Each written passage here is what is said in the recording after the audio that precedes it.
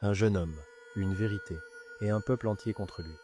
Voici Ibrahim, le prophète, qui a défié les idoles et les rois avec rien d'autre que sa foi.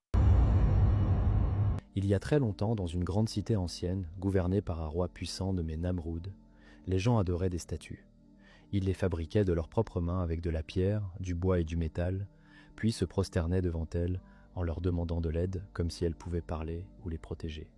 Dans ce peuple vivait un jeune homme appelé Ibrahim.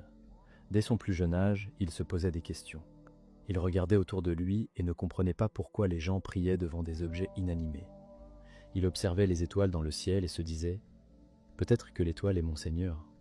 Mais quand l'étoile disparaissait, il disait « Non, cela ne peut pas être Dieu, car Dieu ne disparaît jamais ».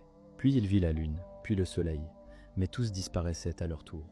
Alors il comprit que le vrai Dieu ne pouvait être ni une étoile, ni la lune, ni le soleil, ni une statue. Le vrai Dieu est celui qui a tout créé, celui qui ne change pas, qui voit tout, entend tout et qui est toujours présent.